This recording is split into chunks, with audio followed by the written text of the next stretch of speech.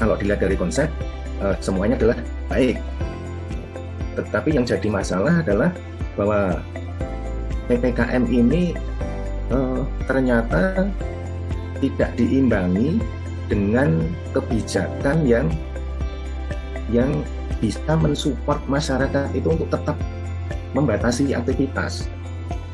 Nah, jadi secara konsep itu memang maunya bagus, tetapi secara sosiologis ini kurang mendapatkan support dari pemerintah itu sendiri. Ya, kalau menurut saya dari namanya sendiri aja sudah pemberlakuan pembatasan kegiatan masyarakat ya. Menurut saya sih itu sudah cukup efektif untuk masyarakat, namun yang disayangkan itu beberapa masyarakat masih kurang aware terhadap kebijakan itu.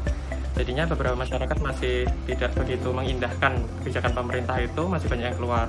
Juga terkadang masih merugikan beberapa pedagang-pedagang atau pengusaha kecil di daerah, Mas. Kalau menurut saya sih, saya sebenarnya kurang setuju tentang kebijakan ini, karena dengan adanya PPKM ini mungkin berpengaruh juga terhadap sektor ekonomi. Jadi menurut saya ya kurang tepat sih. Alangkah lebih baiknya mending pemerintah itu kayak lebih menegaskan tentang protokol kesehatan dan mungkin lebih memberatkan sanksi terhadap orang yang melanggar protokol kesehatan seperti itu. Ya, saya bilang tidak efektif. Karena apa? Faktanya, masyarakat tetap akan mencari celah, bahkan nekat menerobos. Karena masyarakat merasa diperlakukan yang tidak adil, disuruh membatasi diri, disuruh di rumah, sementara kebutuhan ekonominya tidak bisa ditunda. Itu menyebabkan PPKM menjadi kurang efektif. Itu saya melihatnya seperti itu. Mungkin tidak efektif bagi kita yang pengusaha atau pedagang kecil. Yang pengusaha itu agak sulit untuk mendapatkan omset yang kembali normal lagi, soalnya pendapatan berkurang, Mas. Jadi agak kurang efektif bagi sebagian orang, juga agak efektif bagi sebagian orang juga.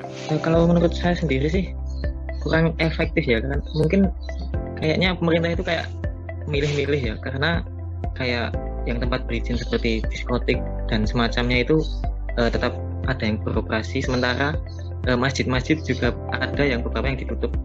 Bahkan masjid di dekat rumah saya itu juga minta ditutup, ada yang datangi, tapi untungnya nggak jadi tutup. Seperti itu, kurang efektif ya. Justru menimbulkan, tadi saya bilang, konflik sosial. Dengan pembatasan PPKM ini, ya mau nggak mau ekonomi terganggu karena tidak ada support dari pemerintah. Ya, kalau dampak positifnya itu terus terang aja saya melihat terkait dengan pandemi itu belum ada. Bagi saya, menurut saya mewakili pengusaha dan pedagang kecil, dampaknya itu arus kas kurang lancar dan omset penjualan juga menurun, Mas. Jadi ya efektivitas untuk berjualan dan mendapatkan hasilnya agak sulit ya. Itu aja sih. Ya pastinya kalau saya sendiri sih ya jelas ada penurunan ya.